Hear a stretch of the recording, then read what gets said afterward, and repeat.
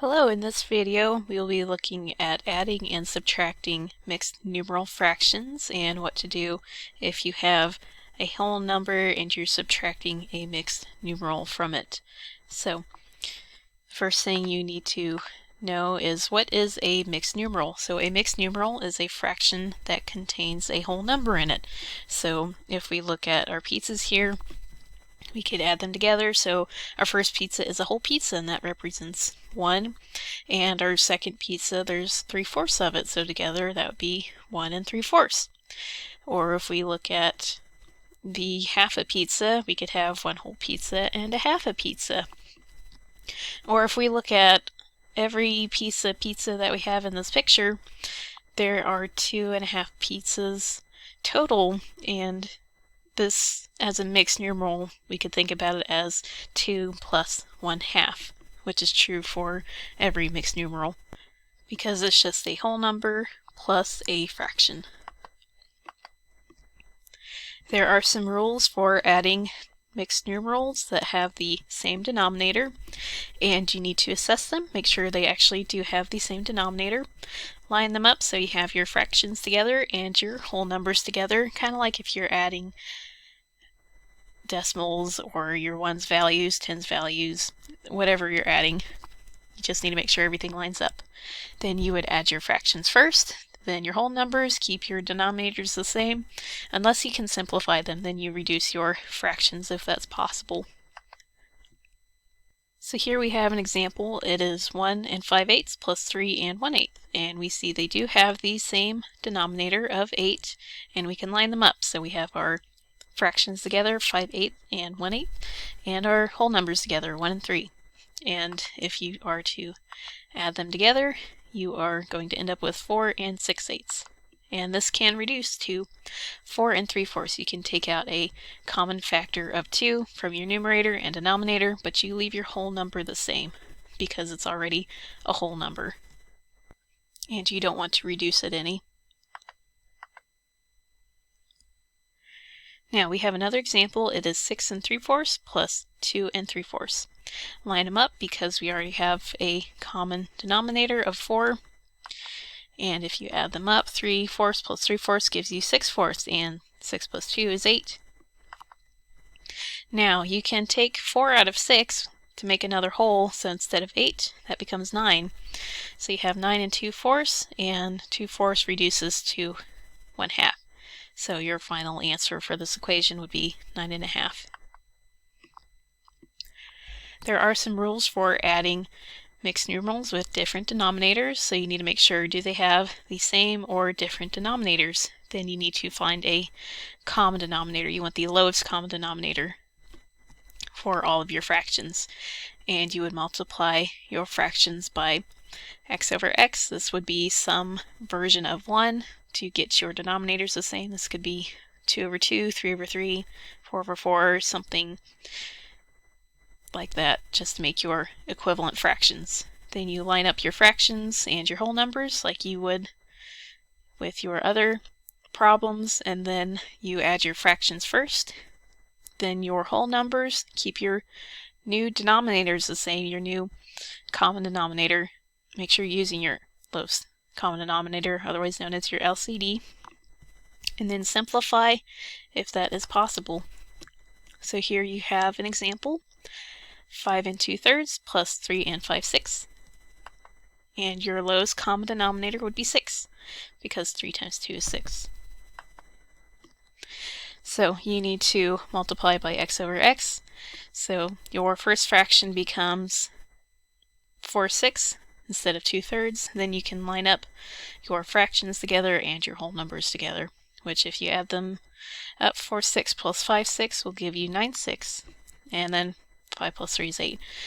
Now you can take 6 out of 9 to give you another whole, so instead of 8, you now have 9 3/6. Now you have 9 1/2 for your final answer. Here's another equation. You have 10 5/6 plus 7 3/8.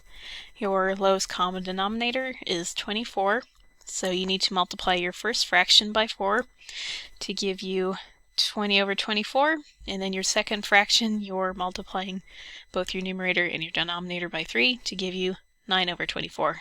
You can add 20 over 24 plus 9 over 24 to give you 29 over 24, and then 10 plus 7 is 17. So you can take 24 out of 29 to give you another whole, making it 18, and you're left with 5 over 24, and you can't reduce that any, so it's just 18 and 5 over 24. Now if you want to subtract mixed numerals, and if they have the same denominator, you need to make sure do they actually have the same denominator and they're not different. Then you line up your fractions with your fractions and your whole numbers with your whole numbers. Then you subtract your fractions first and make sure you're keeping your denominators the same.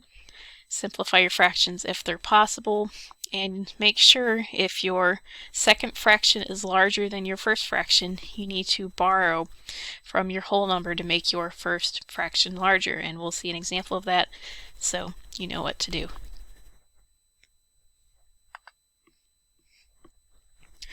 So here is our first example, 6 and 7/8 minus 5 and 3/8. So we line up, we have our common denominator of 8, so we don't need to do anything. 7/8 minus 3/8 will give you 4/8, and 6 minus 1. 6 minus 5 is 1, so you can reduce 4/8, gives you 1/2, and 1 is just 1, so your final answer is 1 1/2. Here we have an example, it's 5 and 1/5 minus 3 and 2/5, and see that your first fraction is smaller than your second fraction, so you'll have to borrow from your 5 to make your fraction larger. That way you can take away from it, otherwise you can't. So instead of 5 and 1/5, we now have 4 and 6/5. So you can take 2/5 from 6/5, which will give you 4/5, and then 4 minus 3 is 1. So your final answer is 1 and 4/5. There are some rules for subtracting numerals that have different denominators. So again, make sure they have different denominators or not the same.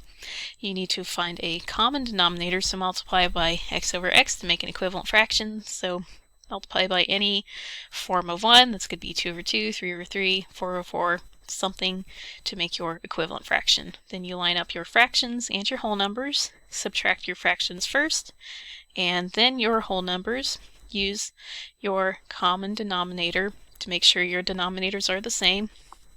Otherwise, you're not going to end up with the right answer. Then you can simplify if possible, and again, if your first fraction is smaller than your second fraction, you need to borrow from your whole number to make your first fraction larger. Here's our first example of subtracting with different denominators. 9 and 4/5 minus 3 1/2. Our common denominator would be 10. So we multiply our fractions. 4 over 5 times 2 over 2 will give you 8 over 10. And then 1/2 times 5 over 5 will give you 5/10. And our first fraction is already larger than our second fraction, so we can take away from this. 8 minus 5 will give you 3 over 10. And 9 minus 3 gives you 6, and you can't reduce this any. So your final answer is 6 and 3/10. Here's another example, 25 and 1/9 minus 13 and 5/6. Your common denominator would be 54. And note that your first fraction is smaller, so you'll have to borrow from your whole number. 1/9 times 6 over 6 to give you 54 will actually give you 6 over 54, so you'll have to take away from 25 to give you 24, and 60 over 54. And then 5 over 6 times 9 over 9 to give you your common denominator will give you 45 over 54. And then you can take away 60 minus 45, which will give you 15 over 54, and then 24 minus 13 is 11. And you can reduce your fraction taking out a factor of 3, and this will leave you with 5 over 18. 11 and 5 over 18 is your final answer for this. If you're subtracting fractions from whole numbers, you need to convert your whole number into a mixed numeral. So if you have 1, just a 1, you need to change this into 2 over 2, 3 over 3, something whatever your denominator is in your fraction. So if you have 2, you'll keep a 1 and then 2 over 2, or 1 and 3 over 3, 1 and 4 over 4. Or if you have a 3, that's 2 and 2 over 2, or 2 and 4 over 4. You're just trying to find an equivalent fraction. So here is 11.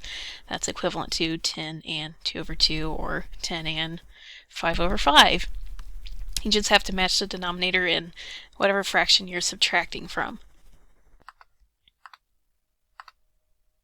So here's an example, 12 minus 3 and 7/9. So your common denominator would be 9. And instead of 12, your fraction would be 11 and 9 over 9. So you can subtract 11 and 9 over 9 minus 3 and 7 over 9, which will give you 8 and 2 over 9. Since 9 minus 7 is 2 and 11 minus 3 is 8. Here's another example, 19 minus 5 and 3/4. Your common denominator is 4. So instead of 19, you actually have 18 and 4 over 4. So you can subtract 18 and 4 over 4 minus 5 and 3 over 4. So 4 minus 3 gives you 1/4, and then 18 minus 5 is 13. And that is it for this video. Thank you for watching.